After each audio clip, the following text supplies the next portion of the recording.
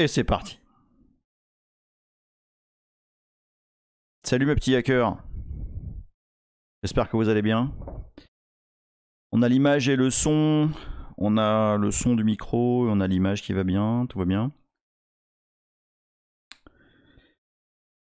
Eh ben, ça fait plaisir de vous voir. Et puis, ça fait encore plus plaisir de vous voir après les commentaires qu'il y a eu depuis... Oui, le retour du Marcel, ouais, parce que là, il fait très très chaud là. Depuis, on est quoi, on est samedi là, ouais, depuis mercredi dernier. C'était très cool à voir. J'ai beaucoup apprécié les différents commentaires. J'ai beaucoup apprécié le fait que bah, vous avez appris des trucs qui étaient pas forcément qu'on savait pas forcément, et puis qui chamboulent un petit peu les croyances. Là, on va encore chambouler les croyances là aujourd'hui. Moins que la dernière fois, je pense. Mais on va chambouler encore là. Voilà. Il y a eu... la dernière fois, on a parlé de... je vous ai parlé de Patreon, de sous, etc. Alors, en fait, il y a... il y a Léa qui dit « Je suis encore toute retournée ». J'ai reçu des mails qui me demandent mon adresse PayPal et tout, alors un RIB et tout. Moi, alors, je vais vous dire, moi, je suis assez mal à l'aise avec ça. J'ai fait un truc très simple. C'est, je vous ai mis dans le canal Twitch, il y a un About. Donc c'est, je vais vous mettre l'adresse. C'est twitch.tv/emilnb/about. J'ai pas, je le fais. Tac. Donc twitch.tv emilnb about. Non, c'est ça. C'est ça. Hop. Donc je vous le mets dans le chat. Voilà. Et ouais, alors effectivement, John Livingstone, tu me dis je préfère donner de l'argent en direct plutôt que de passer par Twitch. Bah, en fait, alors PayPal, tout ça, c'est bien. Et je serais et Patreon et tout, je serais ravi, vraiment, mais ça me toucherait de ouf de recevoir des sous là-dessus. J'ai mis d'autres options. Et pour ceux qui me connaissent, ça va pas vous surprendre. J'ai mis l'option de filer un type en crypto-monnaie. Donc j'en ai mis 3 qui sont relativement faciles à obtenir. J'ai mis le Bitcoin évidemment. Alors, autant vous dire que si je reçois les Bitcoins, ça va me faire tout drôle. J'ai mis Ethereum qui est aussi très très connu. Et puis j'en ai mis un qui est rigolo, que j'aime bien depuis assez longtemps, enfin qui est devenu un peu bizarre là, récemment, mais j'ai aussi mis l'option Dogecoin. Voilà, alors ce qui est bien en plus, c'est que vous pouvez, vous allez voir, il n'y a absolument rien sur cette adresse. Si sur le Doge, il y a 20 Doge. Donc ça représente, je pense, $8, un truc comme ça. Donc ce qui est bien, c'est que vous pouvez prendre ces adresses, les copier dans un blockchain explorer, et puis bah, vous verrez combien je reçois. Voilà. Et puis si je les ai dépensés en drogue, en alcool et tout. Ah oui, d'ailleurs, en parlant d'alcool, alors ce stream là maintenant n'est pas 18+, parce que bah, j'ai mangé ce midi, j'ai bu un verre de vin, mais voilà, rien de plus. Donc il n'y aura pas de déchéance sur ce live, normalement. Voilà. Donc c'était la petite parenthèse, et puis bah, on verra comment ça avance. Et puis je ferai peut-être un petit sondage à un moment donné pour savoir qui ça intéresse. Si je fais à un moment donné, si je fais du live sur les crypto-monnaies, enfin si techniquement, hein, je parle pas investissement, etc. Je parle techniquement. Voilà. La petite intro étant terminée, je vois qu'on est un peu moins de 30. Je pense qu'on va pouvoir commencer. Twitch est toujours autant à la rue sur afficher le nombre de personnes qu'il y a, mais c'est pas très grave. Qu'est-ce que vous racontez? Ouais, je sais qu'il y a plein de trucs hein, pour se faire payer et tout. Voilà, mais comme je vous ai dit, c'est pas je vis une sorte de paradoxe parce que d'un côté, je suis assez mal à l'aise de demander des sous quoi, pour ça.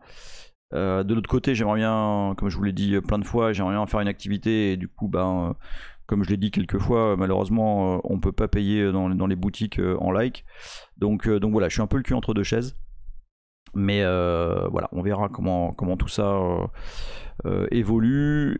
J'ai vu tout à l'heure, je regardais sur Twitch un petit peu les streamers et tout, et j'ai vu des trucs. Enfin, j'ai vu une nana qui stream un road trip, donc vraiment, enfin sympa quoi, elle se balade partout. Et elle a, je crois que c'était 500 et quelques viewers à un instant T, et elle expliquait qu'elle vit de ça. Elle a pas d'autre taf, son taf c'est vraiment streamer sur Twitch, donc je trouve ça assez ouf. J'adorerais pouvoir faire ça. Donc on verra comment tout ça évolue. Voilà. Alors ça fait 6 minutes que je raconte des trucs moyennement intéressants. Je voudrais commencer par parler d'un traumatisme qui me hante depuis l'épisode dernier. Alors attendez, il y a un truc qui va pas parce que je suis pas centré là. Le micro il est pas centré et du coup j'ai un peu des tocs comme ça. Voilà, là c'est mieux. Voilà, c'est beaucoup mieux. Donc un traumatisme qui me hante depuis le stream dernier, qui est ce fameux segfault de ld-elf.so sur une machine NetBSD. Alors je vais parler de ça au début. Après on va faire d'autres trucs, après on va jouer au trampoline et tout, vous allez voir, c'est rigolo. Alors en fait, la première chose qu'il faut savoir... Ah Léa, tu t'en rappelles plus, alors je vais vous le montrer. La dernière fois... ah oui, si, non, ok, c'est... Ouais, non, il n'y a pas eu de segfault, non, pas du tout. Donc, mais je vais vous le montrer, regardez. Vous allez voir. Tac, donc j'ai tout préparé. Donc ici j'ai une machine NetBSD, ici j'ai une machine FreeBSD. Okay. Et effectivement, la dernière fois, j'ai fait le malin. Et j'ai là, ouais, vous avez vu et tout, sous NetBSD, on fait des trucs bien, c'est dans libexec et tout. Nan. Puis là, je vais exécuter ldl.so et là, je passe pour un énorme connard. Et ouais. Et là, du coup, je me suis dit, c'est pas possible, machin et tout. Et en fait, je réfléchis une seconde. Et il faut savoir une chose. Alors, en fait, ça tombe très très bien. Ce bug tombe. Enfin, c'est pas un bug en l'occurrence. Cette erreur de ma part tombe très très bien. Parce que elle va exactement. Elle s'inscrit exactement dans les trucs qu'on est en train de voir en ce moment. Il se trouve que libexec ldlf.so c'est un fichier elf. Donc on peut parfaitement faire un readelf.h dessus. On a des infos, on a un entry point, on a tout. Okay, c'est absolument un fichier elf normal. Le truc, c'est que un fichier elf, bah, on l'a vu, ça peut être plusieurs types de fichiers. Ça peut être un fichier objet, qui n'est pas exécutable en soi.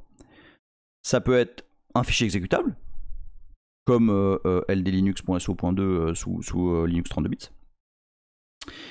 Ça peut être un shared object, comme une librairie telle que libc.so ou peu importe.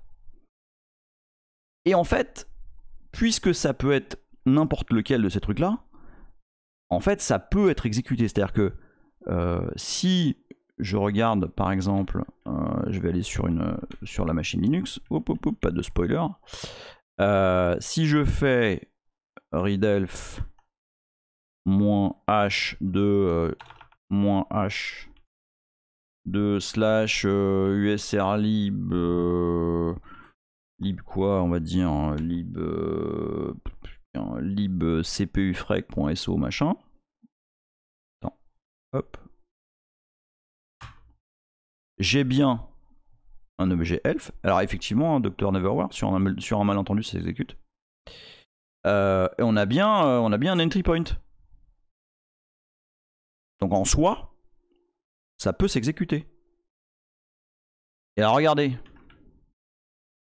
Si je fais ça.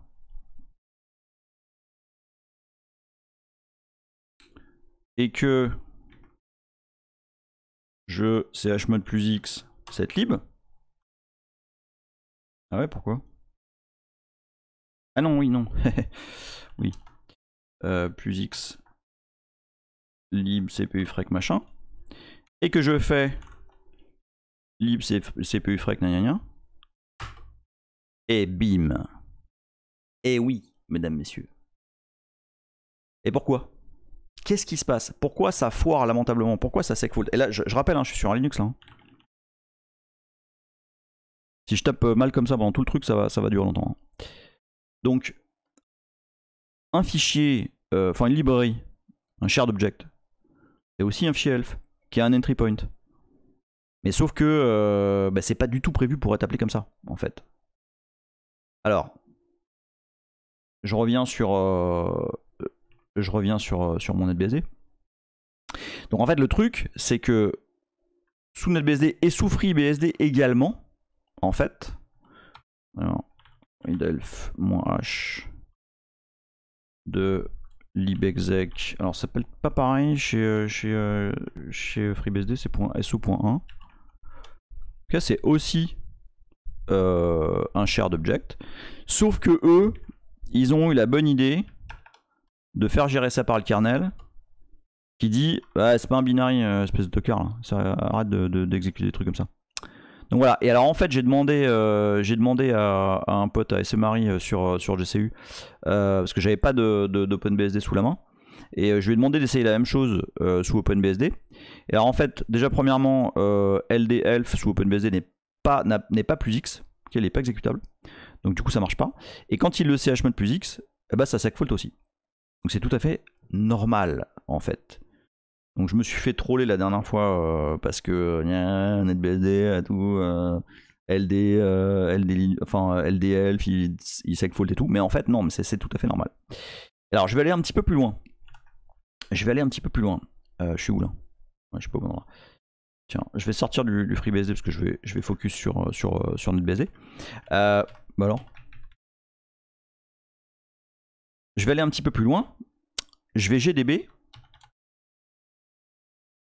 Attends.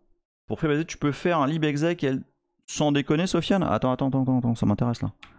Tu vois, j'en apprends tous les jours. Hop.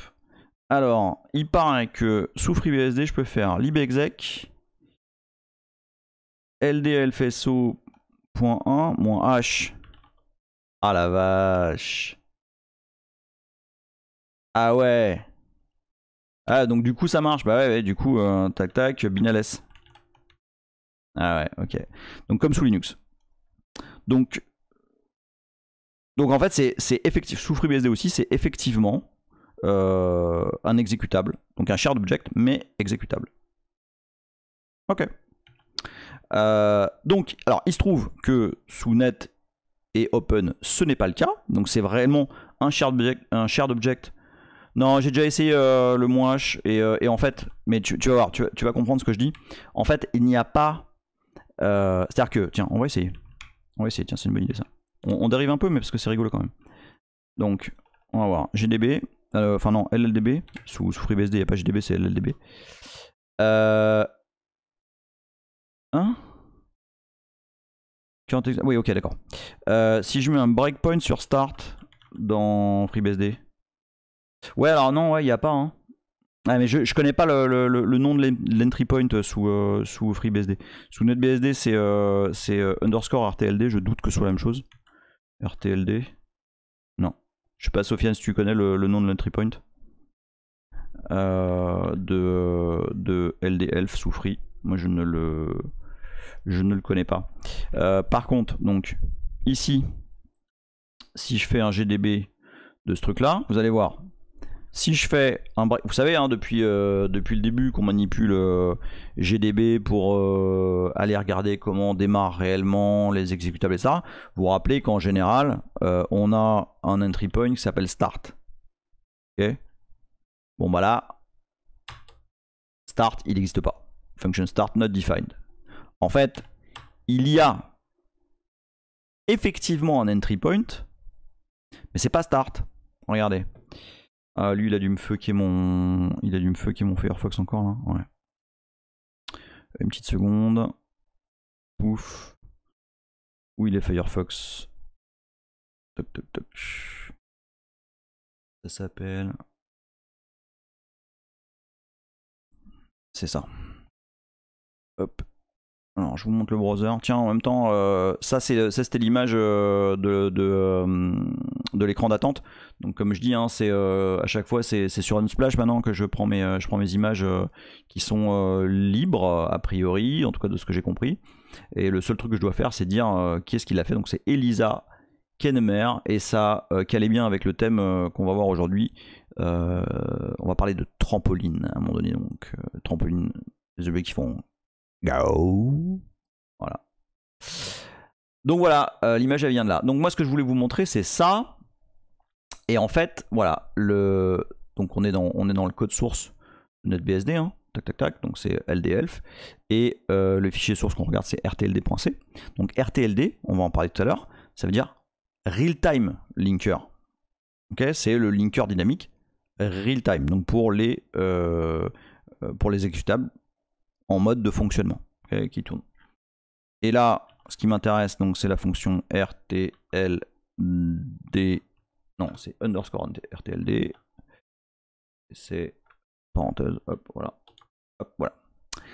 Et cette fonction, c'est, comme vous voyez, main entry point for dynamic linking. Ok. Donc c'est, oui, c'était ça le GAO sur Twitter, absolument, Olive. Salut Olive. Donc voilà, l'entry point de LDELF sous NetBSD, bah c'est RTLD. Ok. Et en l'occurrence, RTLD, vous voyez ici que quand il démarre, il fait plein de bordel sur la stack frame. Okay, à partir de stack pointer. Tac, tac, tac, tac. Et ça, on le setup pas du tout quand on l'appelle comme ça directement. Donc du coup, c'est le bordel. Mais maintenant, c'est le bordel et on a certainement des bouts ici, quand on l'appelle depuis le shell, qui pointent vers des trucs où il n'y a rien, où il y a du garbage. Donc forcément, bah, ça c'est fault. Et c'est pareil quand on a, tout à l'heure, là, quand j'ai exécuté une lib sous Linux qui a segfaulté aussi, bah, c'est pareil. Il y a un entry point, mais ça s'attend à trouver des trucs, puis ça les trouve pas, ça pointe vers des endroits de la mémoire où il n'y a rien, où il y a du garbage et tout, et donc, carafe. Donc j'enlève le browser, hop. Et donc là, par exemple, donc j'ai pas de breakpoint start dans LDELF sous NetBSD. Par contre, j'ai bien un entry point RTLD. Donc je peux run à partir de là. Ok, step, tac, tac. Puis à un moment donné, ça va foirer parce que ça va pas trouver un truc. Donc c'est pas vraiment où. Ça va quand même assez loin. Alors, où est-ce qu'on en est là? X20i, tiens. Hein. Argument required. Ah oui, non, oui, bien sûr. Tiens, on va à partir de là. Voilà, il se passe des trucs. On est absolument dans la fonction RTLD du loader de NetBSD. Puis à un moment donné, il va essayer de manipuler une adresse dans laquelle il y a de la merde. Et bah, du coup, il va segfault. Voilà. Donc tout ça pour dire que le linker dynamique de NetBSD et le linker dynamique d'OpenBSD ne sont pas directement exécutables. Ce qui n'enlève rien au fait que ils sont également chargés par le kernel. Et puis on va voir là dans pas longtemps comment finalement l'entry point est bypassé et on passe d'abord par le linker avant d'aller ailleurs. Voilà, j'espère que j'ai clarifié les choses. Alors je vais lire un petit peu ce que vous dites parce que il y a eu beaucoup d'actions là. Donc ok.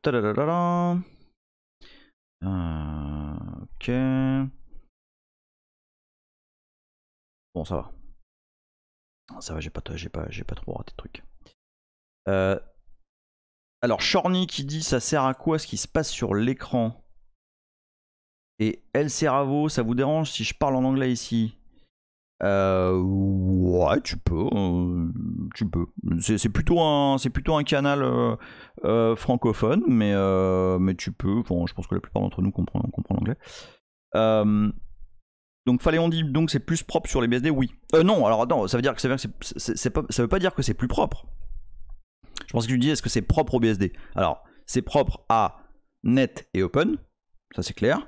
Maintenant, est-ce que c'est plus propre? Je sais pas. Moi, vous savez, il y a une raison pour laquelle, enfin il y en a plein d'autres, mais il y en a une en particulier pour laquelle Linux... Ah ouais, Sofiane, parce que j'ai vérifié, j'ai mis un breakpoint sur RTLD, ça a rien donné. Je vais essayer juste après. Il y a une raison pour laquelle Linux est plus populaire, on va dire, que les systèmes BSD. C'est que, et j'en suis... Enfin, j'ai pas de débat avec ça. Moi j'utilise de tout. Hein. Enfin, là, en bas, là, Nuke Horizon, c'est ma gate. En haut, NAD, c'est une machine de test. Enfin, moi, j'aime les Unix au sens large. D'accord. Attends, Shorny, on va... Alors non, c'est pas un task manager en console. Je pense que t'es un petit peu loin, mais je vais essayer de te mettre up to speed. Donc moi j'aime les Unix au sens large, ok. Je pense qu'une des raisons pour laquelle Linux fait un meilleur job à ramasser de la popularité que les BSD, c'est parce que je trouve qu'il y a des choses qui sont plus pratiques, on va dire, à prendre en main. Je vous donne un exemple. /proc dans Linux, on peut... Alors moi, je suis le premier à dire que c'est le bordel. En attendant, c'est très pratique. Parce que on peut cat des trucs dedans, et puis boum, ça configure le kernel. C'est très pratique. Alors on va pas parler des sujets qui fâchent, Arpenter. Arpenter veut que je parle de système D, mais là je parle de noyau là. Là je parle pas de l'environnement. Et il y a les systèmes. Une des raisons pour lesquelles moi je suis très attaché au système BSD Unix, c'est parce que ils ont dans leur aura et dans leur vie, ils portent la marque de l'histoire. Et moi j'adore ça. Enfin, je le redis, hein, je l'ai dit plusieurs fois, mais l'histoire d'Unix pour moi c'est un truc. Enfin, ça me fait vibrer quoi. Je trouve ça vraiment passionnant. Et effectivement, les systèmes BSD ont tendance à être un peu plus puristes que Linux. Et par exemple, la dernière fois, vous vous rappelez un truc qui vous a traumatisé, c'est que LDD sous Linux, c'est un shell script qui fait appel en fait à ldlinux.so. Et ben, c'est quand même pratique. C'est vachement pratique. Parce que du coup, on peut faire des trucs avec assez rapidement, assez facilement et tout. Il y a juste à exporter des variables. Tiens, je vais vous montrer un truc qu'on a vu avec Léa justement l'autre jour. Je lui montrais ça. Elle était toute bouleversée. Attends, regarde. C'est LD. Vous vous rappelez, hein, on peut simuler LDD. Enfin, c'est pas simuler d'ailleurs. On peut avoir l'output de LDD en mettant simplement. Alors c'est LD, voilà. LD loaded objects. Et puis par exemple ls. Ok, donc en fait c'est ça que fait LDD. D'accord. On peut avoir donc les librairies dynamiques desquelles dépendent un binaire juste en faisant ça. Bon, mais alors, on peut faire des trucs plus rigolos. On peut par exemple faire ld debug égale libs ls par exemple. Et là, on va avoir les différents appels de librairie que va réaliser le binaire. Ok, hop, boum, ça a appelé d'abord libdl machin, puis après libgcc, puis là, il l'a trouvé à tel endroit. On va voir après ce que ça veut dire trouver. Ok. Ça c'est si on exporte cette variable avant d'exécuter un truc, bah, ça dit toutes les librairies qui ont été appelées. À quel moment et où est-ce qu'elles sont. Puis alors on peut vraiment avoir du bordel. On peut faire ld-debug égale all. Et genre ld-debug égale all ls. Attention. Boah, vous allez voir. Voilà, ça c'est un LS. Eh, ça va, il se passe des trucs, non? Attendez. Mais moi quand je vois ça, je me demande comment ça se fait que j'arrive à avoir le résultat en moins de 20 minutes. Attends, ça c'est pas fini. Hein. Attends, hop. Putain, mais attends, il y en a... Voilà, c'est... Hop, voilà. Donc ça c'est un LD debug égale all ls. Voilà, ça c'est tout ce qui se passe. Je vais regarder là et tout, machin, la libc, boum, où sont les trucs. Voilà, attends, est-ce que c'est cette lib là? Est-ce que c'est cette lib là? Regardez ça. Tout ça là, c'est toutes les opérations qui sont effectuées par le linker dynamique avant de réellement réaliser les opérations. Alors effectivement, Yastromou, si c'était codé en JS, j'aurais effectivement lancé ça en 20 minutes. Alors Phaléon, Linux égale le bazar, BSD égale cathédrale, je suis assez d'accord. C'est un peu mon opinion. D'ailleurs, la façon de contribuer aux OS est tout à fait différente entre Linux et les différents BSD.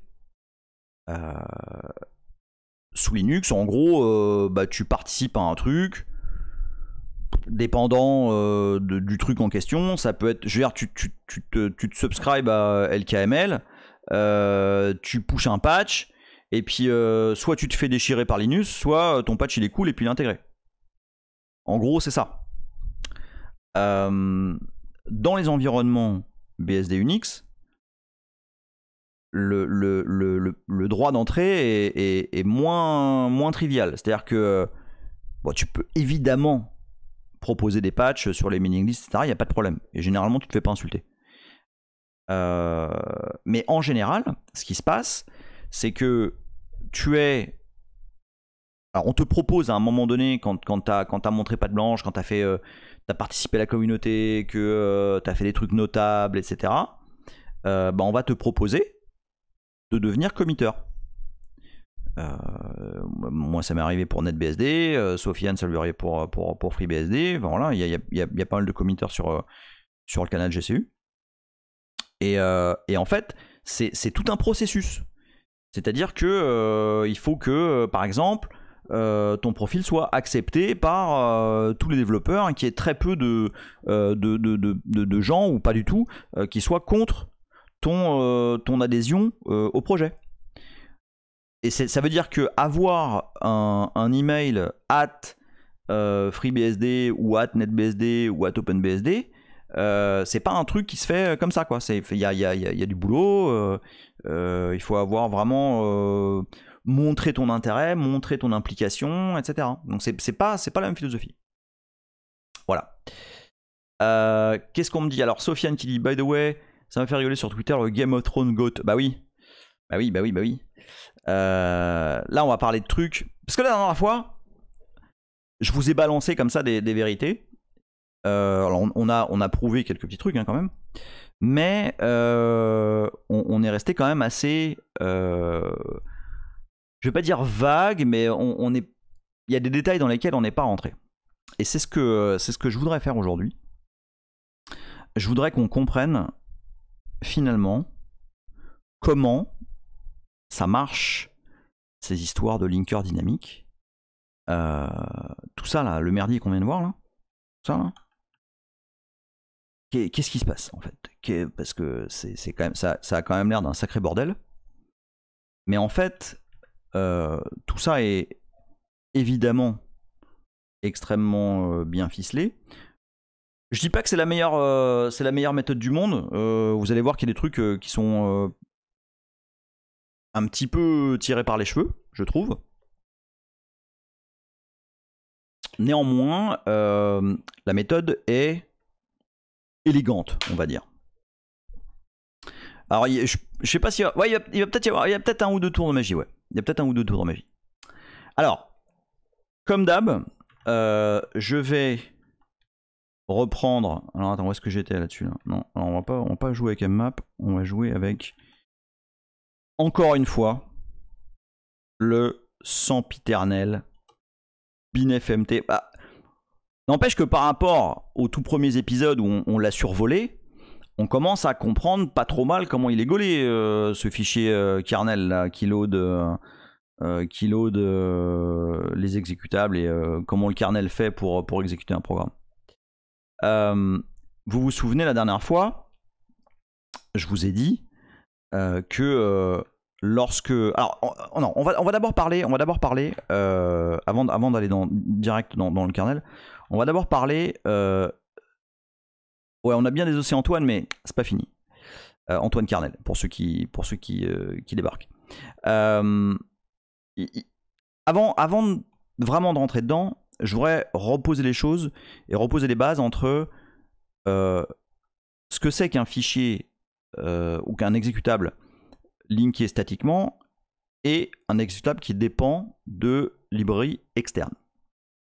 Si vous vous souvenez, tout est parti d'un exemple, Michel ASM Write, où on appelle une fonction externe, ok, qui s'appelle exit. On compile ce fichier-là qui donne un fichier objet, objdump -d Michel ASM Write.bin.o. Hey. Non, j'ai un petit problème avec les moins aujourd'hui. Voilà. Et en fait, les zones dont on ne sait pas encore quelle adresse elles vont utiliser dans l'exécutable final, eh ben, on leur met soit des zéros pour les variables, soit ici FCFFFF qui en fait qui veut dire -4. Donc ça, tu calls toi-même, donc ça fait n'importe quoi. Mais en fait, on a l'information readelf des zones qui doivent être réécrites grâce à la relocation. Okay, c'est une fonctionnalité des fichiers elf.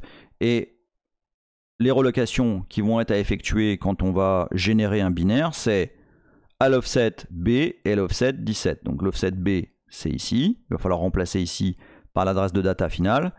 Et l'offset 17, c'est ici. Il va falloir remplacer ça par l'adresse effective de la fonction exit.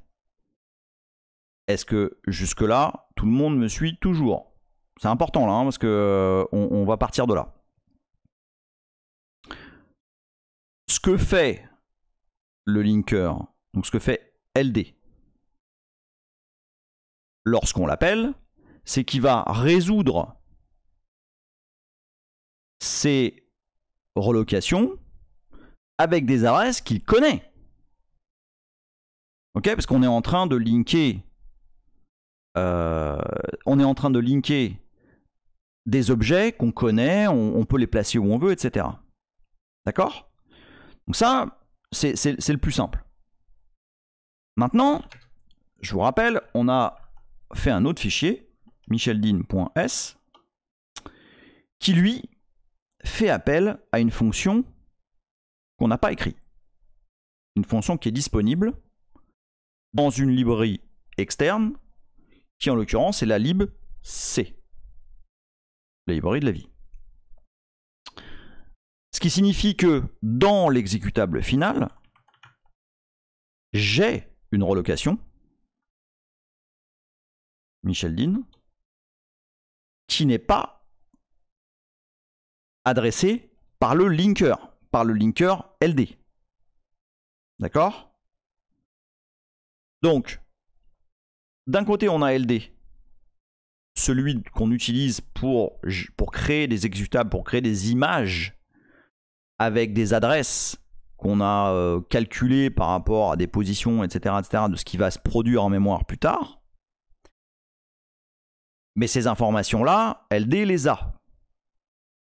Dans ce cas de figure-là, LD ne dispose pas de l'adresse finale de la fonction, de la fonction write, puisqu'elle est dans la libc. On ne sait pas, a priori, où va être positionnée la libc en mémoire. Et alors là, on touche un truc crucial de comment fonctionne et comment on positionne et comment on utilise les librairies dynamiques dans un Unix moderne. Alors moderne étant supérieur ou égal à 30 ans, hein, donc, voire même 40, voire même plus. En fait, ça sert à quoi une librairie dynamique? Pourquoi on se fait chier? Dites-vous, 99,9% des programmes qui peuplent votre système Unix ou Linux utilisent, alors au moins 99,999 utilisent la libc. D'accord? Qu'est-ce qui se passerait? Alors tu as absolument raison Yastromo, pour économiser de l'espace disque et mutualiser le code. Qu'est-ce qui se passerait si au lieu d'utiliser quelque chose de dynamique, on linkait statiquement toutes les fonctions de la libc dans chacun des exécutables? Je vous laisse imaginer la quantité de disques et la quantité de RAM nécessaire pour chaque exécutable. C'est quand même assez con. Ok? Et c'est là où, il y a un certain nombre d'années, lorsque, donc c'est en 95, hein, si je dis pas de bêtises, lorsque des gens ont travaillé sur le format ELF, eh ben, on s'est posé la question de savoir si, comment plutôt, on peut mutualiser, le mot est moche, mais vous allez voir que c'est finalement ça, comment on peut mutualiser le code entre plein d'exécutables différents. Quel est l'objectif? L'objectif, justement, c'est ce qu'on vient de voir. C'est d'avoir finalement une seule fois le code présent en mémoire quelque part, qui est mutualisé, qui est disponible pour plein d'exécutables à la fois, qui vont taper dans des zones mémoire en fait, qui sont abstraites par la virtual memory. C'est-à-dire que lorsque on va refaire un cat proc self map. Lorsqu'on fait ça, donc là c'est le mapping mémoire qui est associé à l'outil BAT en l'occurrence. En fait, vous voyez ici la libc qui est mappée à 7 FFF7 machin. En fait, ça c'est mytho. C'est effectivement à cette adresse que on peut interagir avec la libc, mais en fait, ça c'est rien de plus qu'un mapping. Ça va taper sur la libc qui est chargée en mémoire, mais finalement, ça va taper sur la libc qui est chargée en mémoire, mais au même endroit que... J'ai le droit là ou pas? Non. On va en prendre un... On va prendre ça. Ouais, hop, au pif. Maps. Voilà. Au même endroit que... Où est-ce qu'elle est? Putain, c'est un bordel. Ça, c'est un truc gnome à tous les coups là. Ouais, bah là, c'est sûr. Bon, alors attends, bouge pas. Grep. libc.so. Eh, le premier que je vois faire un cat pipe grep, je pète les mains, ok? On grep directement. Attends, elle est où magie? Ah là, voilà. Boum. Voilà, donc ici, là, en fait, hop, ici, la libc qui est là, c'est la même que la libc qui est ici.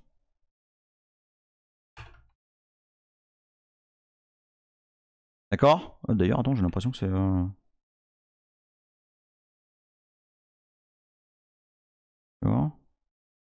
UC231... Non, non. Non, j'ai cru, mais c'est pas... Et en fait, les adresses sont différentes, là. Mais en vrai, ça va taper au même endroit. Qui fait la petite magouille de placer les libs là où il faut, etc. qui s'occupe. Alors non, c'est pas la MMU. Derrière la MMU, effectivement, c'est elle qui va faire la translation. Ça pourrait.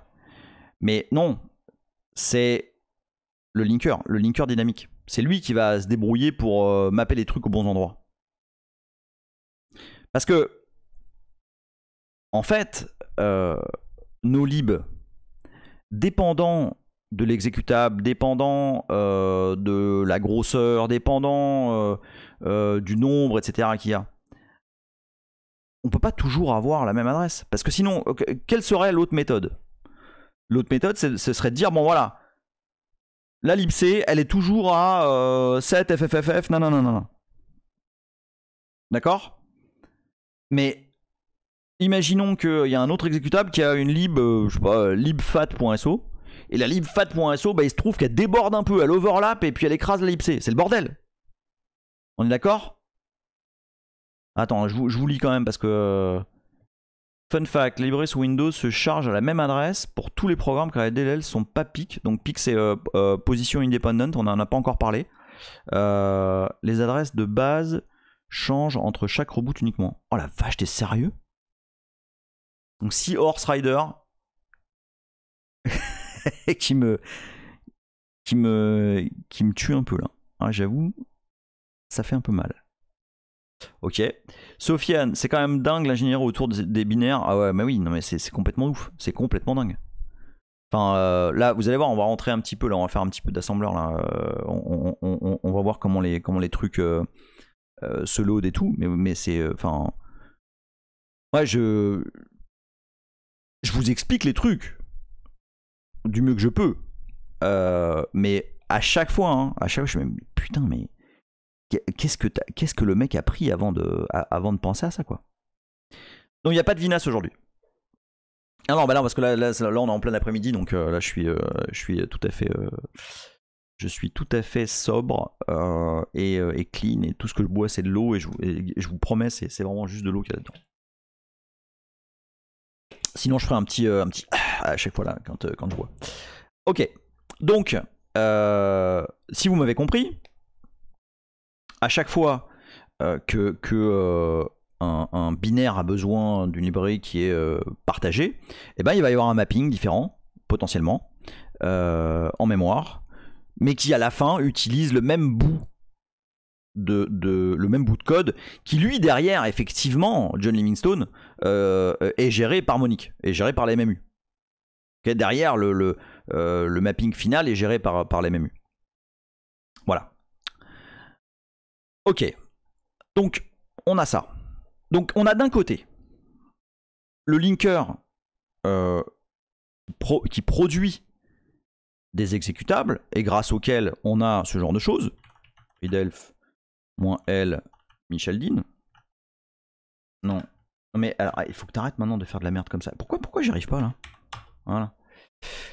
Donc, grâce au ALD, donc au linker qui produit des exécutables, on a ce genre de choses. Donc avec, je vous le rappelle, ces adresses qui vont être loadées par le kernel aux adresses qui sont indiquées là.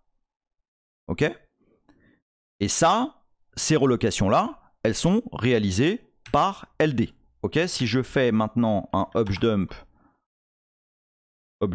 de Micheldine, vous voyez que le call à exit a été remplacé ici par 0D. Le call à... Enfin, ici, attends, où est-ce que c'est? Ici, la variable avec du texte dedans a été remplacée par sa véritable adresse qui est, je sais plus où là. Ah bah oui, parce que je l'ai pas désassemblé complètement. Tac. Donc bon, alors le problème c'est que c'est un peu le bordel après. Hey. Oula, on se calme. Hop. Bon. Voilà. Où est-ce que t'es? Elle est dans la section... Voilà, elle est ici, section data.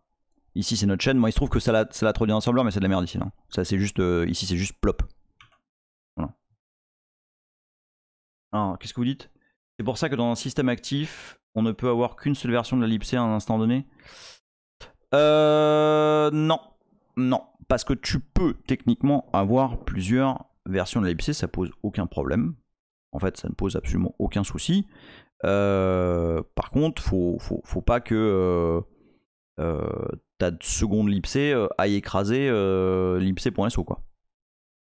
D'accord, typiquement, si tu utilises un truc genre Musel ou Musé, Lipsé, etc., va falloir que tu aies un chemin complet vers ton linkage. Attention. Juste pour être sûr d'avoir bien compris, c'est LDSO qui va chercher les adresses de la lipsé en mémoire. Absolument, Léa. Et maintenant, voilà, dans les minutes qui suivent, on va absolument s'en persuader. Et on va le voir. Parce que moi, c'est ça que j'aime. Moi, j'aime pas vous balancer des trucs, se dire ah voilà, ça marche comme ça. Non, là, on va le voir concrètement. John, autant j'avais vu les histoires de LD en école d'ingé il y a plus d'un an, autant je ne crois pas avoir vu le linkage dynamique. Eh ben, ça tombe bien. T'as bien fait de te connecter aujourd'hui. Et ceci à chaque démarrage du prog shared libs.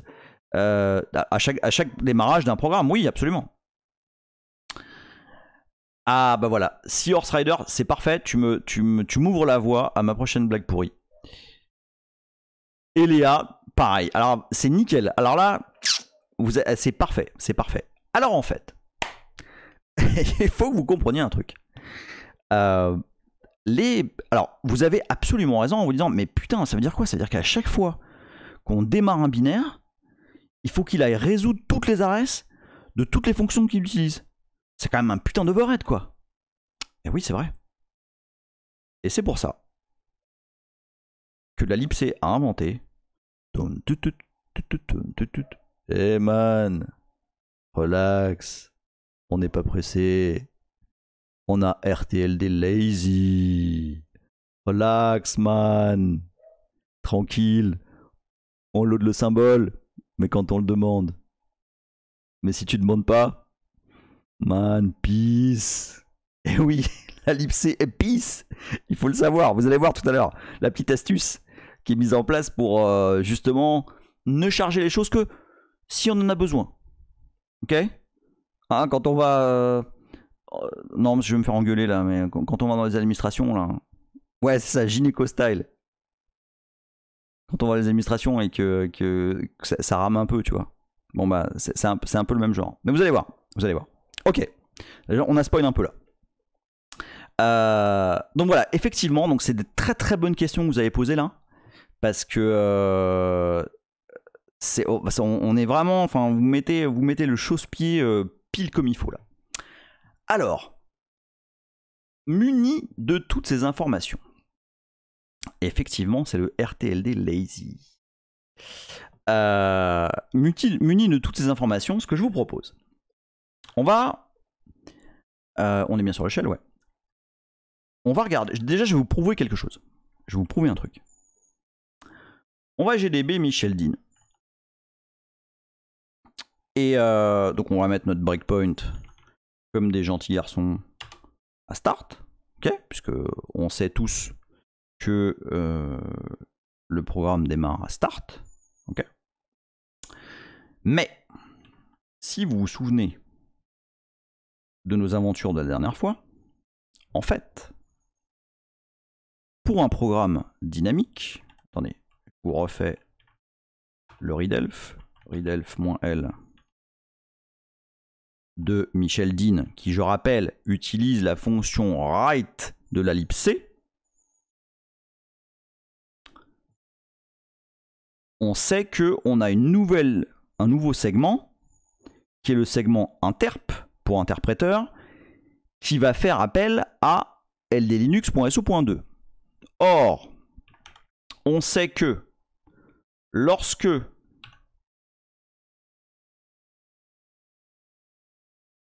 on est là. Lorsque il y a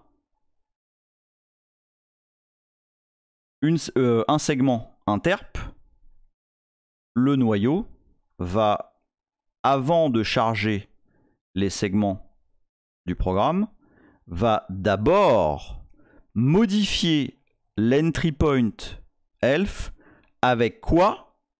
Avec l'entry point du loader dynamique. Est-ce que j'ai parlé trop vite là? Ou est-ce que vous êtes tous OK? Parce que là, on va le montrer là, on va le prouver là.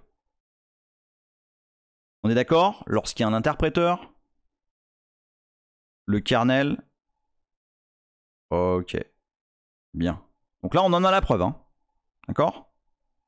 Mais par contre, on en a la preuve du code, mais est-ce qu'on l'a pas vu en fait? Ok? Moi là, j'ai mis, donc je refais. Je remets mon breakpoint à start. Je run. Donc là, voilà, il se passe des trucs. Nanana.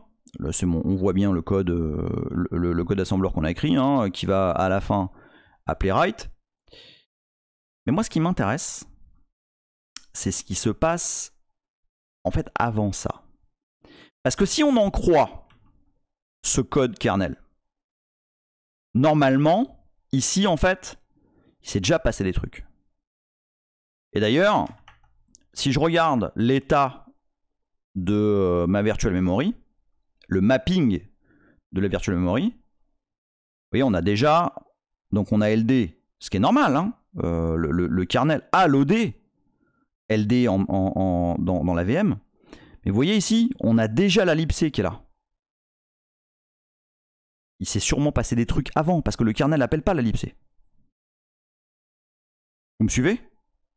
Il s'est passé... Il y a anguille sous roche. Tout ceci ne me dit rien qui vaille.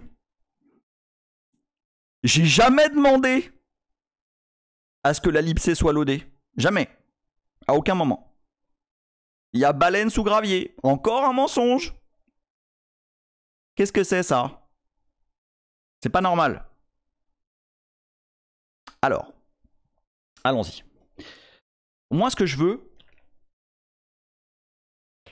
finalement, c'est avoir le vrai entry point. Pas start. Je veux ce entry point là. Hein, le elf entry là. Je veux l'entry point de l'interpréteur. Vous pigez? Vous pigez ou pas? Le kernel a override l'entry point avec l'entry point du loader de librairie dynamique. Ok? Et c'est ça que je veux. Ok? Alors comment je peux avoir ça? Alors ici, je vois que mon premier segment là, il est en Rx et c'est très probablement le segment texte de ldlinux.so. On va vérifier. Cat. Non, pas du tout cat. Readelf. Non plus. Si. Si. Non. Bah non, de toute façon, non, je pourrais pas le savoir comme ça. Ici, là, donc LD, hein, c'est très certainement le segment texte, donc le segment avec du code. Si je fais readelf -h de lib ld linux.so machin, je vois quoi? Je vois que son entry point address c'est 11.20. Pourquoi? Pourquoi est-ce que c'est un truc aussi court alors qu'on a des adresses ici 32 bits? Parce que ces éléments-là, ces shared objects, ne travaillent pas avec des adresses absolues, mais des adresses relatives. Ce qu'on appelle du position indépendant. On va en reparler de ça dans un prochain numéro, mais dites-vous que ici en fait c'est un offset. C'est pas l'adresse absolue. Mais l'adresse absolue, c'est facile à avoir parce que regardez, on a ici LD, voilà il l'a. LD, on sait qu'il commence là, à 0x F7 FD machin, et on sait que l'entry point il est à 1220 en hexa juste après ça. Donc, ce que je fais, non, c'est pas ça du tout que je fais. Ce que je fais, c'est que je vais faire une petite addition de ça plus l'entry point. Bim. Et normalement, alors je vais delete les breakpoints que j'ai déjà mis. Je vais mettre un breakpoint ici. Alors j'espère que ça marche parce que j'ai pas vérifié justement. Boum. Et là j'ai mis un breakpoint à cette adresse là. Alors attends, je m'arrête là. Est-ce que tout le monde a compris ce que je viens de faire? Parce que là, sinon ça sert à rien. Sinon c'est un tour de magie pourri. Je fais un tour de magie à des aveugles. Faut bien piger, hein. Ouais. Ok. Bon, c'est cool. Donc, ah, attends, Léa me dit normalement oui. Donc, ça c'est l'adresse de démarrage de texte de ld-linux.so.2. Ok, le démarrage il est là. Et je sais que l'entry point, il est à 11,20 plus loin. Voilà, grâce à l'offset, on peut retrouver l'adresse exactement. Donc comme j'ai l'adresse de départ du point texte et que j'ai l'offset de l'entry point, bah, je mets un breakpoint. Au lieu de le mettre à start, je le mets là. En présumant que c'est bien l'entry point de LDSO Linux.2. Et donc là, je run. Je stresse un peu parce que je l'ai pas vérifié. Ah! Vous remarquez? Ça n'a pas du tout la même gueule là. On est ailleurs. On est ailleurs. Et où est-ce qu'on est? Xinfo? Non. Ah ouais. Si, c'est Xinfo. Xinfo de cette adresse là. Oh oh! Dis donc, dis donc. On n'est pas du tout dans Micheldine. On est dans LD. On est dans le linker dynamique.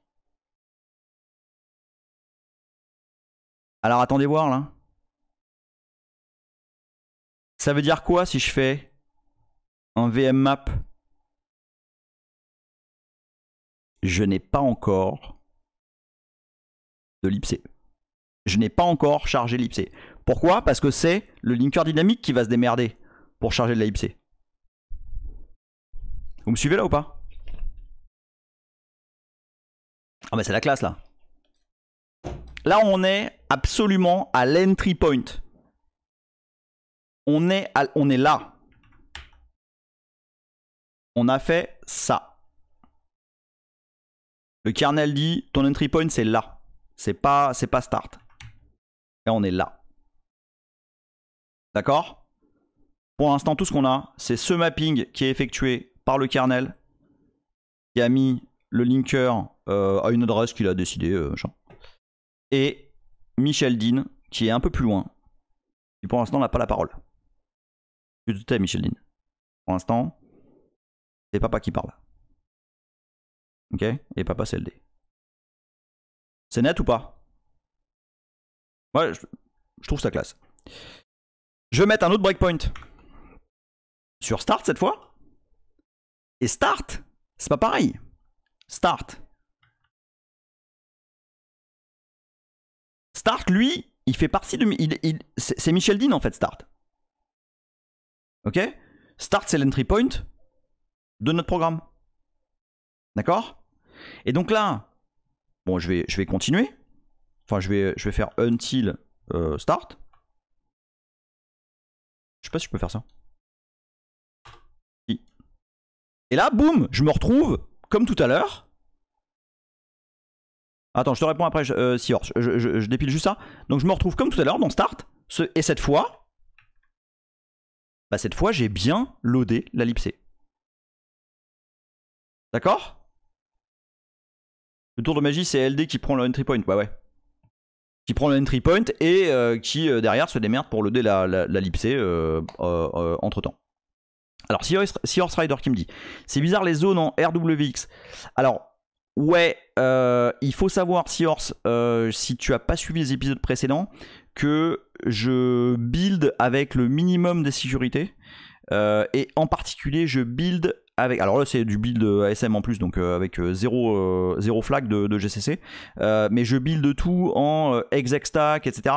Parce qu'en fait, dans les épisodes précédents, l'épisode 10 à 13, je crois, on a fait un petit peu de stack smashing. Donc j'avais besoin de faire sauter toutes les protections. On verra dans un numéro futur quelles sont les différentes options de sécurité de GCC en particulier pour protéger de ce genre d'attaque. Voilà, donc c'est normal. C'est normal que les zones soient en RWX. Ok. On est d'accord ? Donc là, on a bien vu LD se charger. Et ce que je vous ai énoncé la dernière fois, à savoir que le kernel va loader d'abord l'interpréteur qui derrière va faire des trucs. Bah maintenant, on en a la preuve absolue. D'accord ?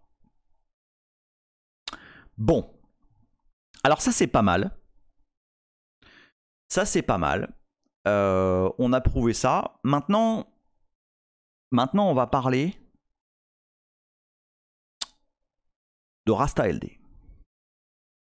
Alors attends, Léa. Donc en gros, quand on démarre Micheldine, le kernel vire Micheldine EIP et place LD en EIP. Puis LD fait son nid, puis dit à Micheldine, ok tu peux rentrer, c'est safe. Oui, c'est ça. Alors effectivement, c'est tout à fait ça en termes d'EIP, mais sauf que personne vire personne. En fait, regarde bien. Je vais revenir, je vais refaire mon run. En fait, tout le monde est à sa place. C'est-à-dire que, effectivement, LD, le dynamic linker, est à cette adresse qui au demeurant est en RX. Okay, mais Micheldine est là. Okay, il est là. En fait, quand je dis personne pousse personne, c'est le kernel,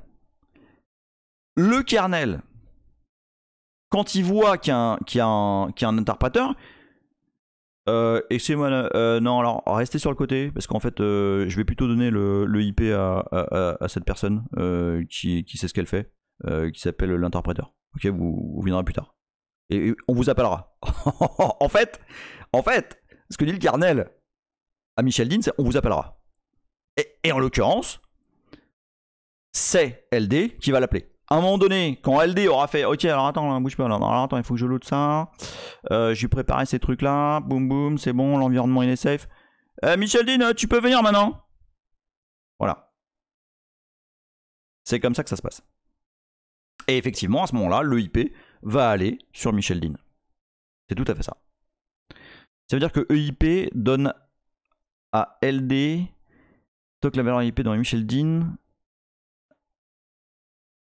Oui, non mais c'est ça. Oui, à la fin, en fait, si on pourrait le faire, step by step, mais c'est parce que t'as vu le bordel qui se passe quand on dit LD debug all. Donc on pourrait faire un step instruction, un step I dans GDB depuis LD jusqu'à l'exécutable, donc Micheldine, mais putain, on va paumer du temps. Je sais même pas où m'arrêter, hein, je te le dis. Hein. Donc c'est pour ça que je fais un until start, parce qu'il se passe tellement de trucs avant que c'est relativement long. D'accord ? Mais effectivement, c'est ça, c'est Léa qui dit ça me fait penser à un cartoon avec les portes et les couloirs. Ben c'est ça, ouais. Mais voilà, ça. Donc, lorsqu'il y a un interpréteur, le kernel fait pointer le pointeur d'instruction, le programme counter, sur l'interpréteur qui fait sa life et qui ensuite va passer la main au réel exécutable. En fait, l'information entre guillemets du second entry point, hein, donc de l'entry point du programme, est inscrite dans ce qu'ils appellent un vecteur. Donc elle est sauvegardée dans une valeur que derrière l'interpréteur va aller lire pour aller pointer vers le vrai programme. D'accord ? On est bon ? On est bon là ? Allez. Donc, maintenant que je vous ai prouvé ça, on va pouvoir passer au step suivant. Donc, on y va, until start. Donc là maintenant, je suis effectivement dans Micheldine, qui, je vous le rappelle, est censé écrire un truc à l'écran. Je sais qu'on s'est un peu éloigné de tout ça là. Mais donc ici, je rappelle, ce qui se passe là, dans notre code assembleur, qui est strictement le code assembleur qu'on a écrit ici. Hein. Il y a absolument... Alors ouais, sauf que j'ai... Attends, push 5, 5... Non, c'est bon. Donc voilà, c'est absolument une chose. Hein. On va appeler une fonction de la libc qui est write. Et pour appeler une fonction de la libc, on a besoin de pousser sur la pile 1. La taille de la chaîne de caractères qu'on va pousser, l'adresse de la chaîne de caractères et le file descriptor sur lequel on va écrire 1, c'est-à-dire stdout. Puis on appelle la fonction write. Vous êtes d'accord avec moi? Pas de stress jusqu'à présent. On va juste exécuter ça, d'accord? On va y aller step by step. Donc SI pour stepi dans GDB. Et on y va. Donc, on push sur la stack. Donc on a pushé la taille sur la stack. On va pusher l'adresse de la chaîne sur la stack. On va pusher le file descriptor sur la stack. Et là, on va call, donc un call de fonction. On va call write. Mais vous voyez, c'est un peu bizarre. On va call write dans PLT. Alors qu'est-ce qui se passe? Il n'a pas le temps. Il n'a pas le temps de faire des trucs. Qu'est-ce que c'est PLT?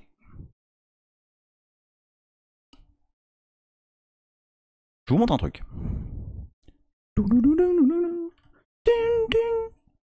Je fais hyper bien la musique de X-Files.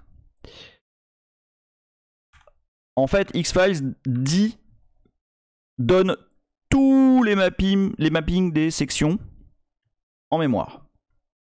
Et vous voyez qu'ici, PLT, c'est mappé. Ah non, pardon, ça c'est le PLT de LD Linux, c'est pas ça que je veux. Voilà. Où est-ce qu'il est? Voilà. Le PLT de Michel Dean. Il est là. Il est entre 804 9000 et 804 9020. Ce truc-là, ça s'appelle la procédure linkage table. Qu'est-ce que c'est que ce bordel? En fait, c'est une section qui appartient au segment exécutable. Okay, si je fais un vmap, vous allez voir que ici, on va de 804 8000 à 804 à 0000. D'accord? Donc ça veut dire que ce fameux truc là, PLT, il est tout à fait exécutable, ok? Contexte, on est là. Donc on va dans un machin qui va exécuter des instructions assembleur. On sait pas trop. On sait pas trop. Mais je vais vous expliquer, vous inquiétez pas. Alors, Fiat Mimis. Je vais faire un peu pub parce que ça a l'air vraiment quali. Ah bah putain, vas-y, go, go, go, merci. Attends, juste avant. Je découvre, je suis en train de fouiller. Ça fait partie d'une longue série Linux from scratch que tu mets. Oui, tout à fait. Oui, alors juste petite parenthèse. Donc, on a démarré tout ce bordel il y a, je sais pas, 2 mois, un truc comme ça. On a démarré effectivement en montant un système Linux ancien from scratch. Et alors, from scratch, vraiment from scratch, hein, en créant les devices à la main, etc.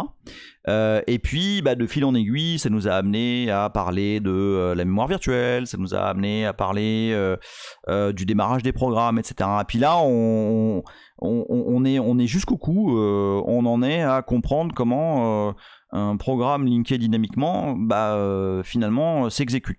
Voilà, autant le kernel que autant du point de vue du kernel que du point de vue de la libc et des composants qui sont le plus bas niveau. de façon à comprendre finalement comment est structuré ton système. Voilà. Ok.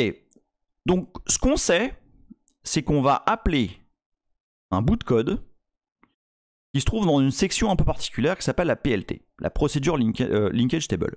En fait, ce que fait cette section, c'est qu'elle va appeler les trucs externes. D'accord ? Je vais revenir un tout petit peu là-dessus dans vraiment quelques secondes. Vous allez voir. Je passe à l'instruction suivante. Pouf. Donc là, on est dans la section PLT. D'accord ? Je rappelle, hein, PLT, c'est... Elle est dans le segment d'exécution. Ce sont des instructions, c'est du code. D'accord ? Et dans cette section PLT, ce que ça dit, c'est... Bah, tu vas jumper... Tu vas jumper dans l'adresse que pointe ce truc-là. D'accord ? Donc on va regarder ce qu'il y a dans ce truc-là. Ah, c'est chelou. Ce truc-là, il contient l'adresse suivante. Qu'est-ce que c'est que ce bordel ? À ce stade, est-ce que vous me suivez pour l'instant ? Il n'y a rien de particulier là, hein, mais je vais être sûr que vous me suivez.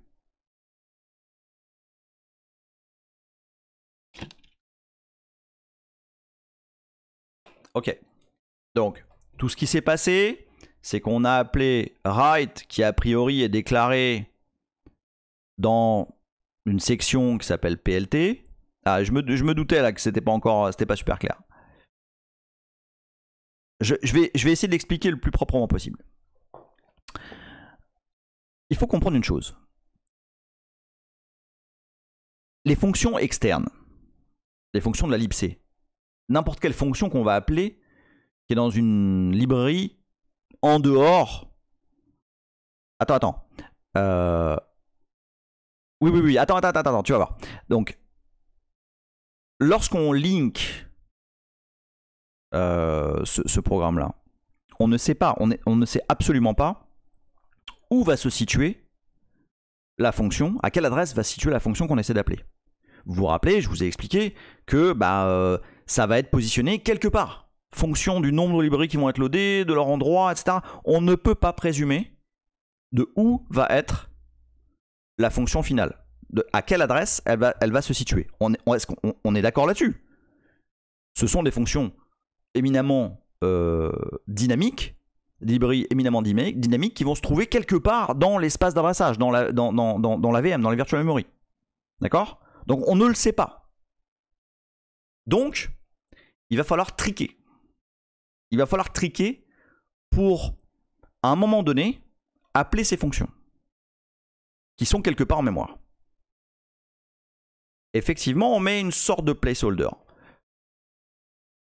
Pour le moment, tout ce qu'on sait, c'est que il y a un endroit, il y a une section, il y a un endroit de la section exécutable, PLT, dont le job, c'est de trouver une astuce pour aller récupérer l'adresse de la fonction qu'on veut exécuter.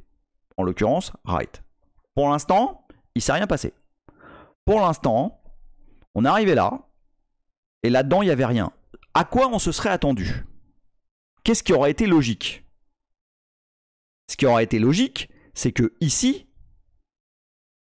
on ait l'adresse de la libc, de write exactement John Livingstone. Ce qui aurait été logique, c'est que ici, on ait l'adresse de write.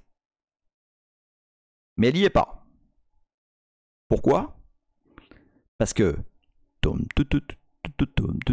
Eh man, relax. J'ai pas tout cherché encore. Relax man, lazy. Exactement. On n'a pas encore loadé. Et là, ce qui se passe... Mais c'est ça. Le segment PLT en RWX. Alors non, justement. Non. Regarde bien. Attends. Info. Attends, je dois pouvoir le voir comme ça. VMAP. Voilà. Où il est PLT? Attends.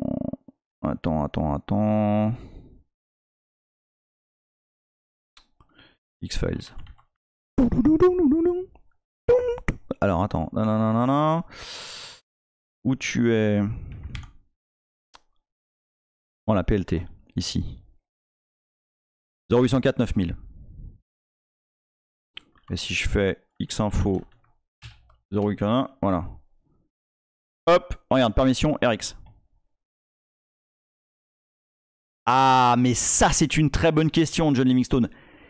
Exactement, on ne peut pas le modifier. Exactement.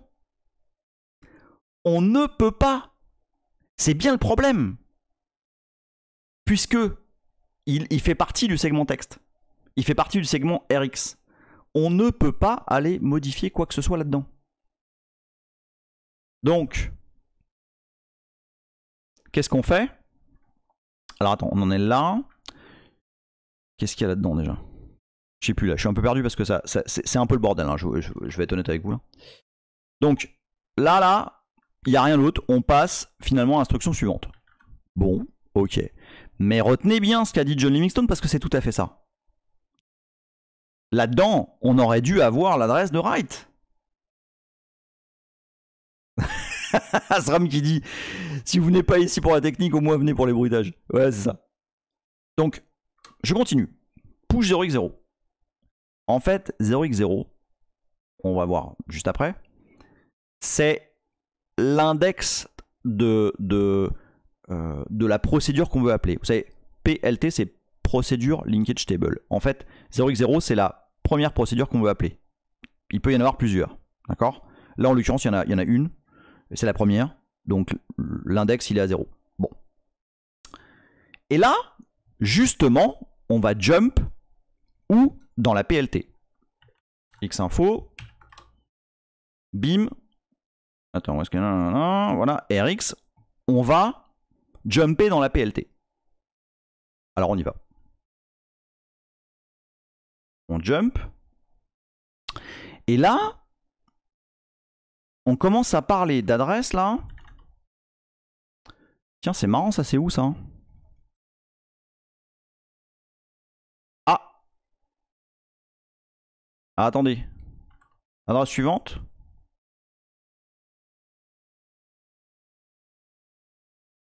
Hop. Xinfo. Alors, attends, là. On est en train de dire qu'on va aller...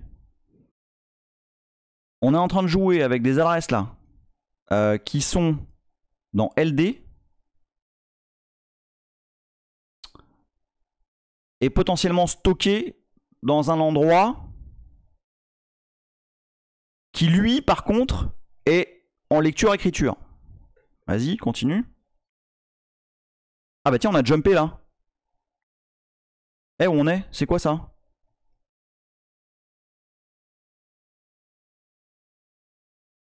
Ah bah ça y est, on est dans LD. Et là, donc là je fais any parce que je veux pas rentrer dans toutes les procédures. Et là, alors attends, qu'est-ce que je call là? Ça c'est quoi? On est toujours dans LD. En fait, vous savez où est-ce qu'on est là? On est dans le linker, donc dans LD Linux. Et en fait, ce qu'il est en train de faire, là, le code qu'on est en train de dérouler, il est en train de chercher où se trouve write. C'est absolument ce qu'est en train de faire LD là, dans ce code assembleur. Donc on continue. Tac, tac, tac, tac, bon. Ok. Bon, je vais pas commenter tout le code assembleur, hein, je fais juste next. Par contre, attends, voir là.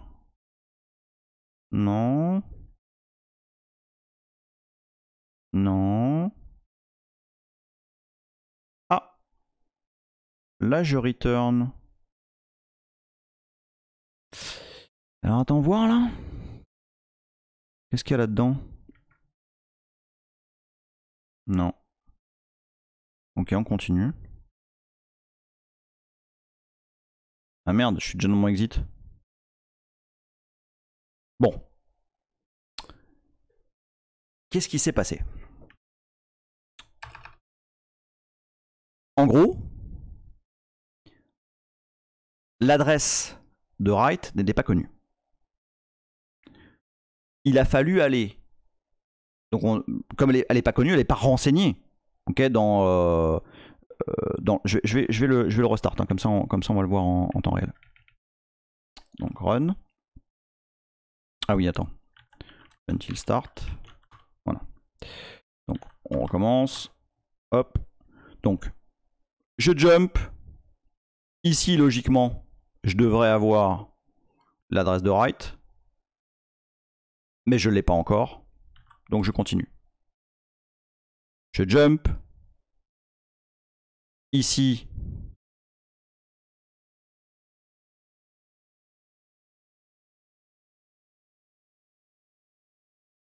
Non, viens là. Ici, je suis en train de travailler avec LD, avec le linker dynamique. Donc j'y vais. Là, je suis dans le linker dynamique. Ok. Et ce linker dynamique, eh ben, il va aller chercher l'adresse de write où qu'elle soit. Ok. Bim, bim, bim. Hop, hop, hop, hop.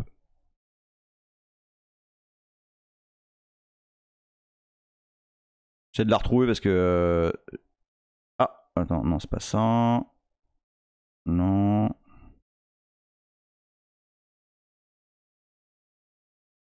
Là, je recoule un truc. Le problème, c'est que ça peut être assez long de chercher une librairie comme ça en assembleur. Pas ça.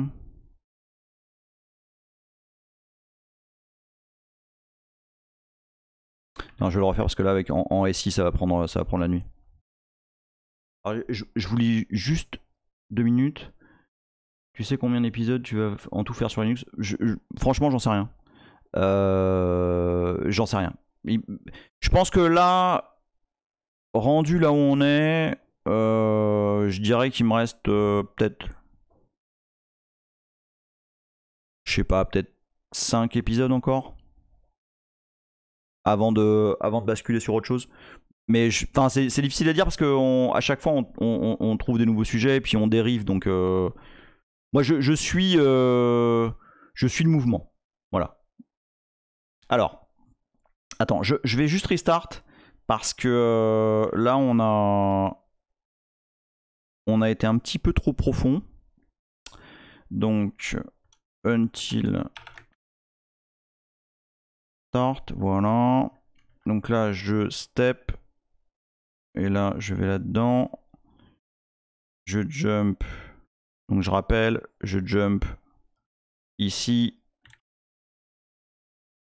Donc là ici on n'a rien. Donc on va à l'instruction suivante. Et puis là je jump au sommet de la PLT. Bim. Je push une adresse qui manifestement est l'adresse de LD, du Dynamic Linker. Je jump encore une fois. Là je viens d'arriver dans LD. Là par contre je vais y aller en NI, donc Next Instruction, juste pour pas rentrer dans tous les calls. Alors par contre je vais y aller doucement là. Toc, toc, toc. Alors attends.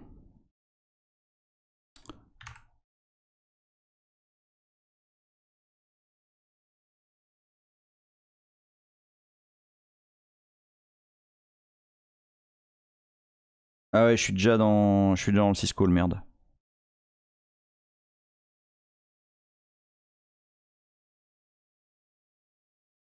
Ouais, puis là j'appelle exit. J'arrive pas à trouver l'endroit où LD inscrit l'adresse de la libc.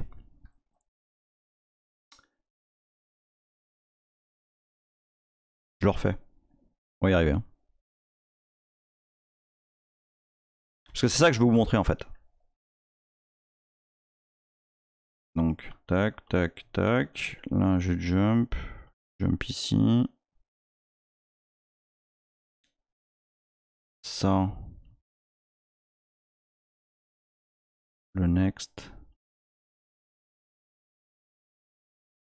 Putain, j'arrive pas à l'avoir quoi. Là, je retourne direct. Parce que là, que ce que j'ai dans ma fameuse adresse là, 0x... Non, je vais essayer de la... Voilà, celle-là là. Vous vous rappelez tout à l'heure, cette adresse là, dans laquelle on jump, dedans, on avait l'adresse de l'adresse suivante en fait. Au cas où il y avait un push. Mais là, regardez ça. Maintenant, cette adresse, elle a bien l'adresse de la libc. Ok? Et donc là, effectivement, le write a pu s'exécuter parce que LD a été chercher l'adresse de write dans la libc. Ok? Je vais quand même essayer une dernière fois de le retrouver en live.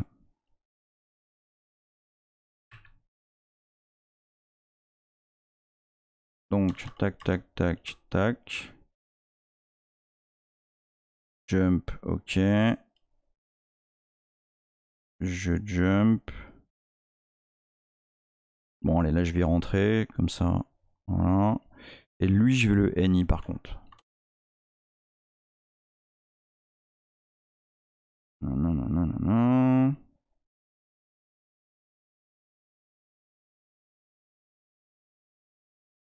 Le problème, c'est que ça peut aller loin, tu vois.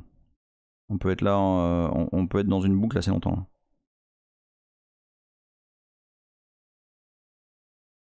Non. Non, mais j'arrive pas à l'avoir. J'arrive pas à l'avoir. Putain, c'est con parce que... Mais l'idée, vous comprenez que c'est... À la base, lorsque le programme démarre, on résout les symboles, mais on ne va pas chercher dans l'ensemble des débris où se trouvent les adresses des fonctions. Ok? On le fait on demand. D'accord? Maintenant, je vais vous montrer un truc. On va faire la même chose, mais on va mettre devant, on va faire ld bind now égale 1. Et ça, en fait, ça indique au linker qui doit immédiatement charger tous les symboles et les adresses au moment du démarrage. Not lazy. En gros, linker sous ecstasy. Alors on y va. Est-ce que je me mets... Ouais, je vais mettre direct en start. Donc je run. On se retrouve dans le même cas de figure que tout à l'heure. Tac, tac, tac. Et là maintenant, je call ce truc là. Mais maintenant, regardez. Ici, j'espère que je dis pas de la merde là. Mais normalement, ici, qu'est-ce qu'on a? Vous avez vu? Maintenant, dans cette section, on a directement l'adresse de write dans la libc. Ok, c'est différent. C'est la différence entre le mode lazy et le mode, bon bah tu bind tout là maintenant. Là. D'accord, vous pigez la différence entre ce qui s'est passé tout à l'heure et ce qu'il y a maintenant? Tout à l'heure on était en mode RTLD lazy. Donc real time loading, lazy, tu charges quand on te demande, et voilà. Là par contre, tu vas charger tous les symboles tout de suite. Ah, dépêche-toi là. Et là il le fait. Je suis un peu déçu là, j'aurais bien voulu trouver le... J'aurais bien voulu faire le suivi et voir quand l'adresse est copiée. Bon, c'est vrai que c'est un peu de bordel d'assembleur là. Léa, il est pas complètement certain là, de ce qu'on vient de faire là. Alors, j'ai fait quoi entre les deux? Je reviens. Ok, regarde bien. Premier cas de figure. Premier cas de figure, je suis dans le fonctionnement nominal d'un système Unix classique. Alors attends, John Nixon qui dit: t'as prévu de nous montrer le code de LD, c'est encore flou pour moi. Comment il trouve l'adresse et la met en place? Alors, je peux. Par contre, je vais vous dire un truc. Le code de LD, c'est quelque chose. C'est vraiment quelque chose. Phaléon, pourquoi pas toujours en mode lazy ou pas mode lazy? Parce qu'en fait, ça économise énormément de cycles. Parce que t'as pas toujours besoin de toutes les fonctions en fait. Donc les fonctions sont chargées une première fois. Et justement, le John Livingstone qui me demande est-ce qu'on pourrait pas mettre 2 rides de suite pour voir la diff entre les deux? Bah ouais, justement. C'est exactement ce qu'on va faire. Parce que la deuxième fois, il n'y aura pas de lookup. La deuxième fois, l'adresse de write va déjà être dans ce qu'on appelle le GOT. Alors je suis désolé pour les gens qui ont travaillé avec moi, pour qui GOT ça veut dire déjà quelque chose. Mais il se trouve que GOT en vrai, ça veut dire Global Offset Table. Et en fait, concentrez-vous, le Global Offset Table, c'est l'endroit de la mémoire GOT. C'est un endroit de la mémoire virtuelle dans laquelle on peut écrire. Et c'est à cet endroit qu'on inscrit les pointeurs vers les fonctions qu'on cherche à aller exécuter. Exactement, on a vu passer God.plt dans GDB. Et bien c'est ça en fait. C'est le Global Offset Table de la PLT, donc de la procédure Linkage Table. D'accord? Et en fait, une fois que LD a trouvé l'adresse de la fonction qu'on veut exécuter, il va l'inscrire dans .got.plt. Il va l'inscrire dans cette zone de mémoire là. D'accord? Le fameux 800, je sais pas combien là, bah en fait, c'était dans la zone got.plt. Yastromo, et les symboles en cache, ils sont bien stockés dans LDS au cache. Oui.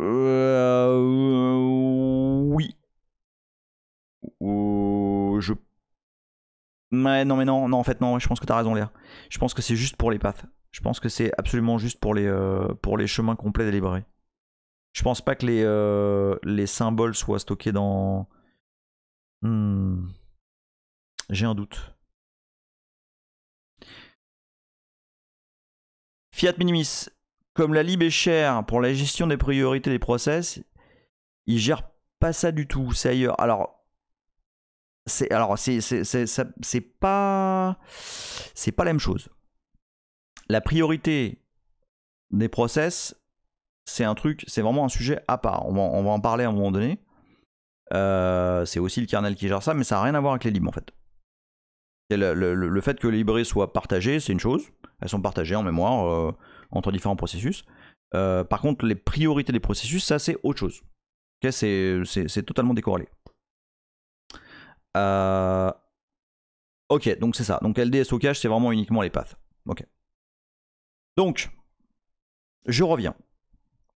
Lorsqu'on ne spécifie aucun fonctionnement particulier pour la libc, on est en mode RTLD lazy.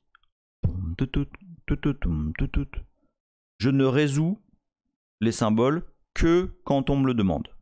D'ailleurs, je vais faire ce que John Livingstone a dit. Je vais ajouter ici un deuxième call à write. À mon avis, ça va avoir fumé la stack. Donc, je vais refaire ça. Voilà.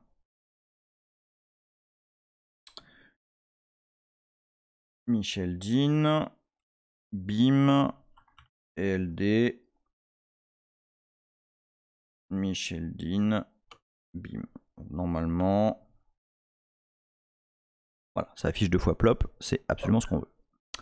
Ok, donc maintenant, on reprend Michel Dean, voilà, on remet un breakpoint à start,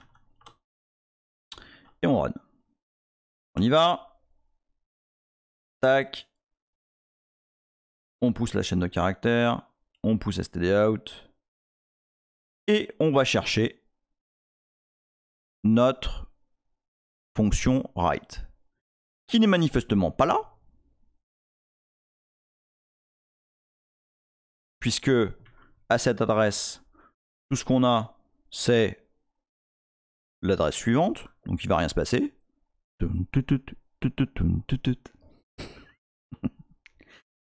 On push l'index de la PLT, donc 0 parce qu'on appelle pour l'instant qu'une seule fois. On jump tout en haut de la PLT. Et on va aller appeler LD pour qu'il aille chercher l'adresse de write dans la libc. En tout cas, l'adresse de write quelque part. Donc on y va. Tac, tac, tac, tac. Donc je ne sais plus quoi stepper ou quoi nexter. Donc parce que là on est où là? Là on est absolument dans LD. On est dans LD. Bon allez.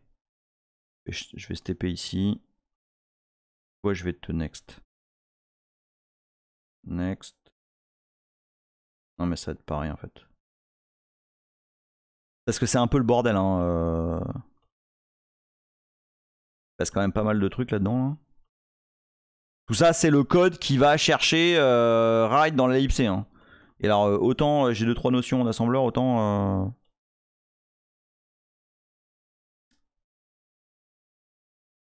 Bon voilà, on est déjà dans le return. Mais là, maintenant, dans 0x804b00c, qu'est-ce qu'on a? On a une adresse.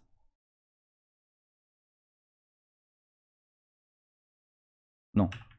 Bah c'est write. En l'occurrence, vous voyez, c'est write. Et on a une adresse qui est dans la libc. Ok? Donc en tout cas, je return, mais maintenant ça va être... Ouais, tiens, c'est pas con ça, Source Rider. Watch cette adresse. Bah tiens, je vais le faire. Attends, je vais passer au deuxième write qui lui normalement, maintenant... Attends, tac, tac, tac, tac, tac. Ouais, et puis là maintenant je suis dans tout plein de bordel. Là. Voilà. Non. Oula, oula. Ouais, ok. Donc ça c'est le syscall. Ça c'est write. Là on est dans le deuxième write. C'est là que ça va être intéressant. Donc tout à l'heure, là-dedans, il y avait l'adresse de l'instruction suivante. Sauf que maintenant, là-dedans, on a bien l'adresse de la fonction write. Puisqu'on a été la chercher déjà. Donc là, maintenant, ici, le jump, il va aller où? Il va aller dans la libc. Et il va aller directement appeler write. Ok? Ça a clarifié là ou pas? La première fois, il n'y a rien dans l'adresse qui se trouve dans got.plt. Ok, il y a l'adresse de l'opcode suivant. Parce que flemme, parce que pas envie de loader. Parce que RTLD lazy. Par contre, la deuxième fois, l'adresse a déjà été chargée. Donc c'est bon. La prochaine fois qu'on va appeler la fonction write, elle sera là. C'est ok ou pas? On a moyen d'évoluer de combien de cycles ça économise le chargement, lazy loading versus force loading? Honnêtement, je suis certain qu'il y a des papiers sur le sujet. Je suis sûr d'en avoir vu passer. Mais te dire ça comme ça, j'en sais rien. J'en sais rien. Alors du coup... attends, je vais juste rerun sur l'idée de Seahorse là. Parce que effectivement, j'ai pas pensé à faire un watch. Et alors du coup, attends. Donc, step. Step, là on passe à la suivante, on l'a pas encore. Ça me fait marrer, c'est con, mais ça me fait marrer. On jump. Là, je vais next E. Next E.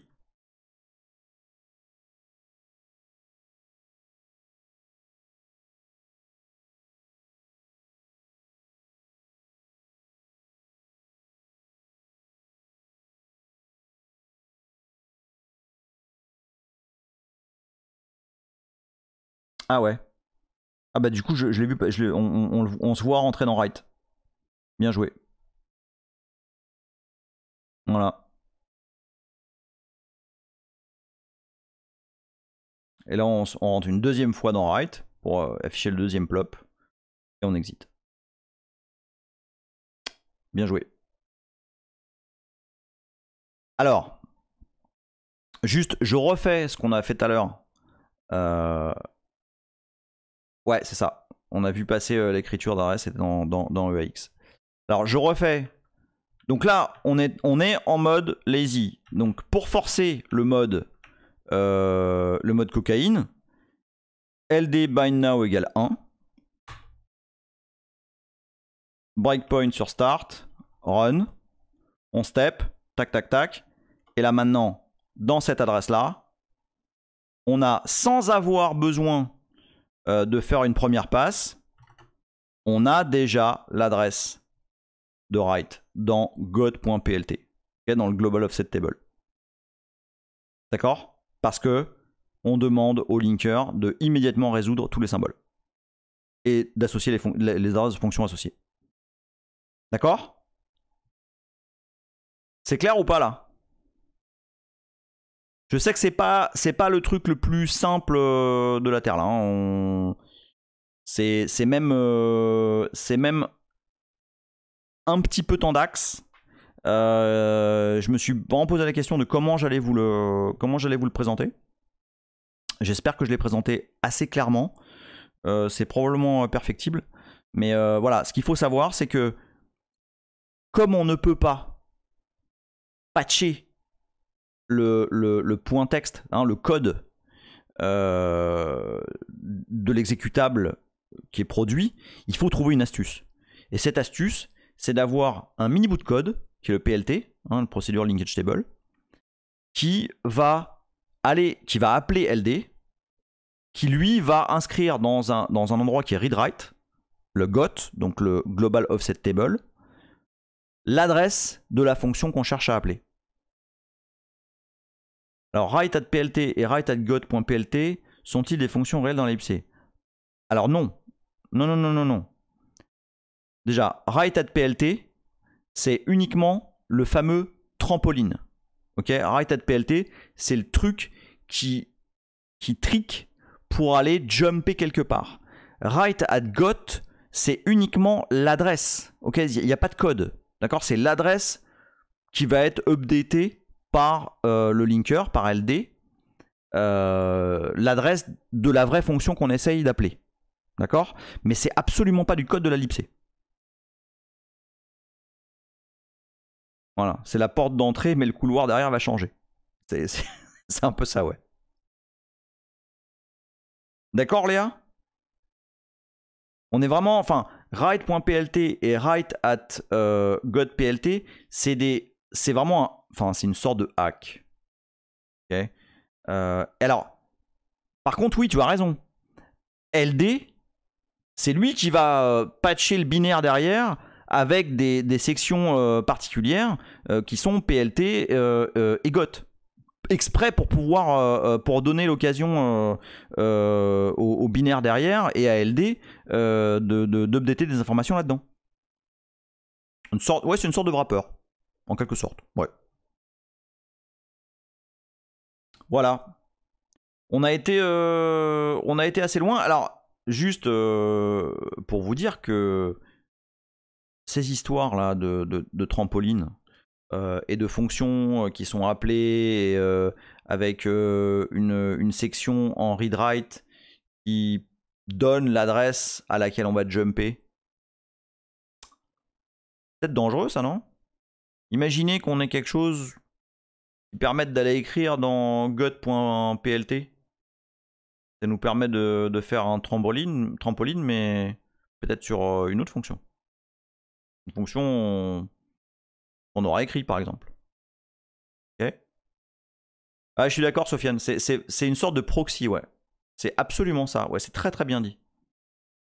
PLT, c'est vraiment une sorte de proxy, ouais. C'est un proxy vers la vraie fonction de la libc. Voilà. Bon, ça fait 1h45. J'espère que c'était pas simple, hein. C'était pas simple à expliquer. J'imagine que c'était pas simple à comprendre non plus pour ceux qui ont jamais mis les doigts là-dedans.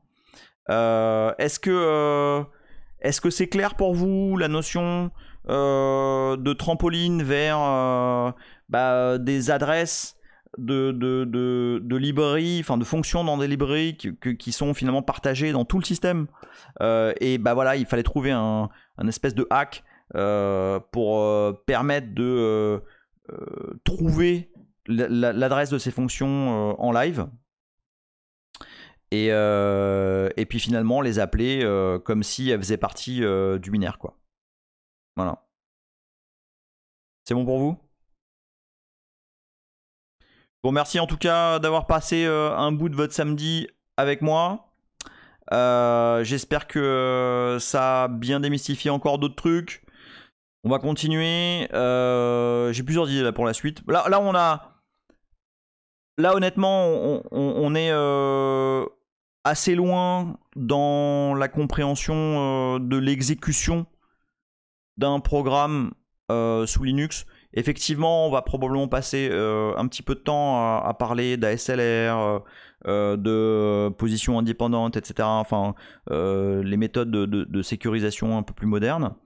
Mais je pense que là, vous êtes maintenant assez au point sur ce que ça signifie finalement d'exécuter un programme sous Linux. Pour ceux qui regardent la vidéo depuis YouTube, merci de, si ça vous a plu, de lâcher un like, de partager, de commenter, surtout de subscribe à la chaîne. Pour info, j'en suis à 480 followers sur YouTube et 1500 vues ou 1500 heures, un truc comme ça. Donc je suis à peu près à la moitié de ce qu'il faut faire.